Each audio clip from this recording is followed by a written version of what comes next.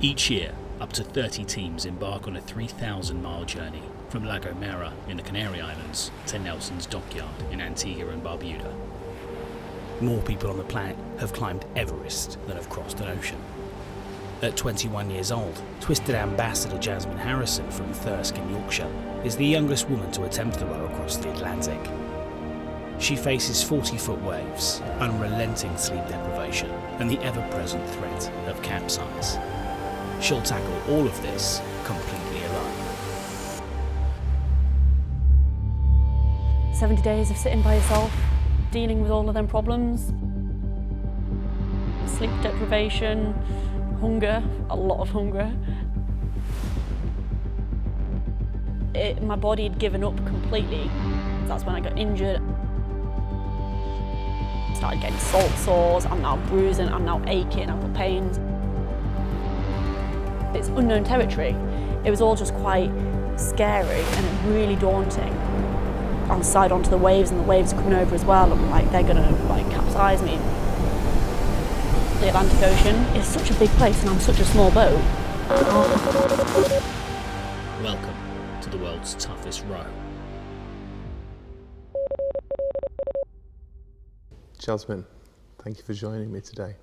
I followed your journey and none of it seemed to be real. It was almost so far-fetched that it was even possible. So I'm just going to start with some statistics. Correct me if I've got any of them wrong. 3,000 miles, 70 days, 3 hours, 48 minutes, 40-foot waves, 2 capsizes, and a near miss with a drilling ship. What on earth have you been up to? Tell me your story. Where have you just been? So yeah, I just spent 70 days on the Atlantic Ocean, going from La Gomera in the Canary Islands across to Antigua in the Caribbean. 70 days of sitting by yourself, sleep deprivation, hunger, a lot of hunger, and I'd say loneliness, but to be fair, I wasn't that lonely, just sat by yourself. So you're from Thirsk, you're from the town that we're sat in now, Twisted's hometown.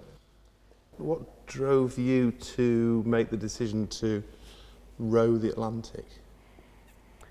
Drove me was just, it was something I wanted to do, and I'm still in debate of why I wanted to do it. That's a question I still couldn't answer.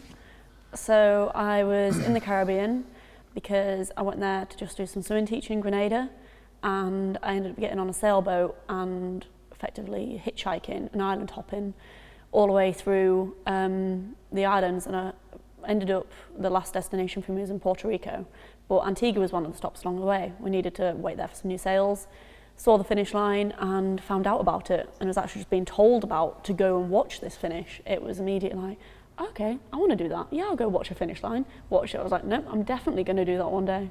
So. In those 70 days at sea, what made you buzz? What were the best bits that you can kind of think of? Sunset. Like, that was just the most amazing time.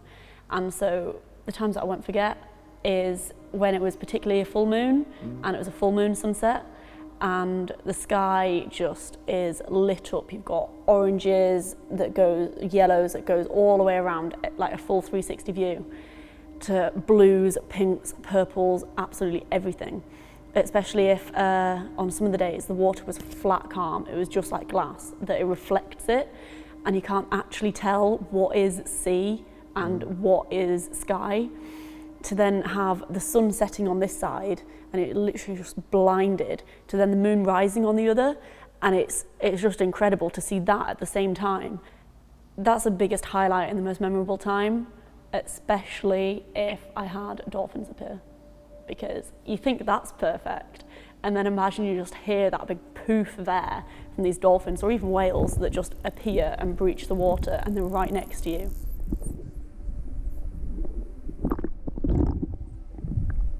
And how long before you lost sight of land?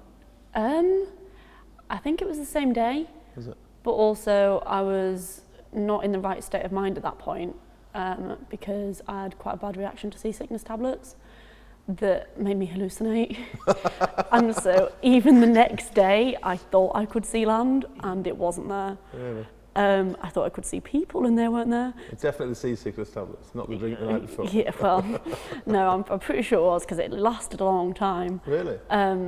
So that's, I don't know exactly when I lost sight of land, because I don't remember much from the first couple of days, apart from remembering what wasn't really there. Quite an adventure. I can't comprehend the emotions of the trip. I'm assuming there were some real highs, real lows. Tell me about the ship. You came out on deck one night and you met a drilling ship, was it? So it was about 4:30 on a morning, early January, and I have this system called an AIS. I can't remember exactly what it stands for, but to me it's alert incoming ship. It might be, I don't know. It works. Oh my god.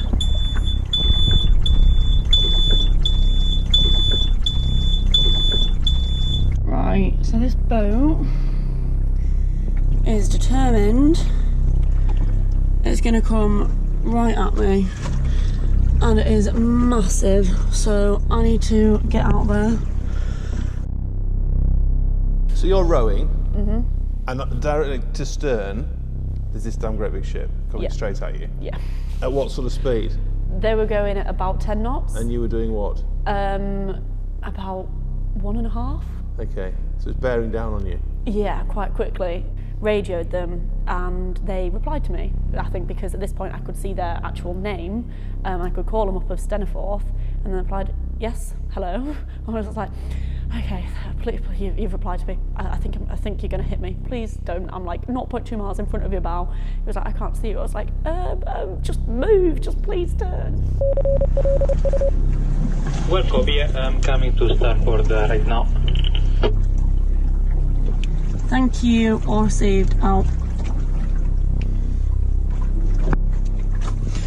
Oh my god, I'm actually shaking. This is scary as anything, because that, and they've just changed course. They're literally, I will go outside again. That is not a 1 at 4 o'clock in the morning. It was crazy, and then you've got to outside onto the waves, and the waves are coming over as well, and like they're gonna like capsize me. You've got the wake coming in. It was just, yeah, quite full on, and I didn't really sleep very well after that. I can imagine. yeah. 2 capsizes. What goes through your mind when you're in the middle of the Atlantic and you capsize and you're on your own? So I knew that it was happening as it was happening, particularly the second one, because at that point I knew what it was like.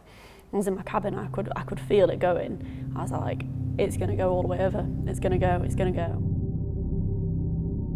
So I've just capsized, as in the full way around, and honestly, this is my cabin, everything. Oh, and that really hurt. Like, my elbow, everything. I'm in pain. I landed straight back down. I landed on something. I like cut my back and got a massive bruise, and I really hurt my elbow. I couldn't actually bend my arm. But immediately it's like, I think practically like, okay, to be able to row, I need my oars. Are my oars still attached? Is everything on deck? The things that are important, I was like, is my life raft still there? Because that was just strapped down. I was honestly just so upset and so shaken that I kind of just sat there going, oh my God, oh my God.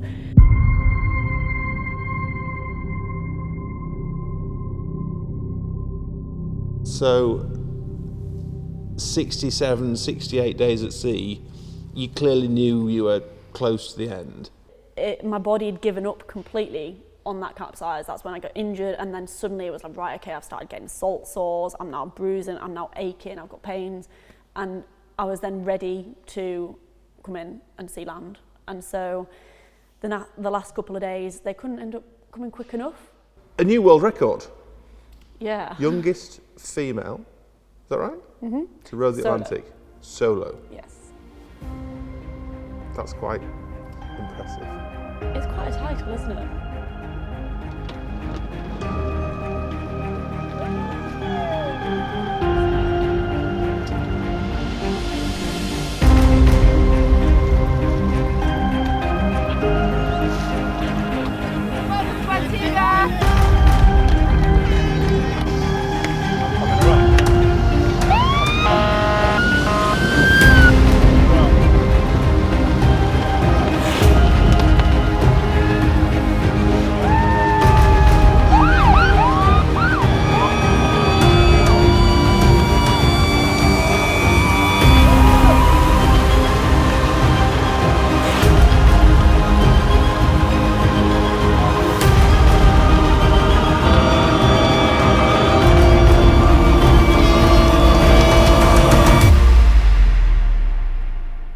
Well, I'm absolutely blown away with your achievements, and you seem to have just taken it in your stride, and I can only congratulate you. I think it's phenomenal. I'm really excited to see what comes next. Thank you. Congratulations.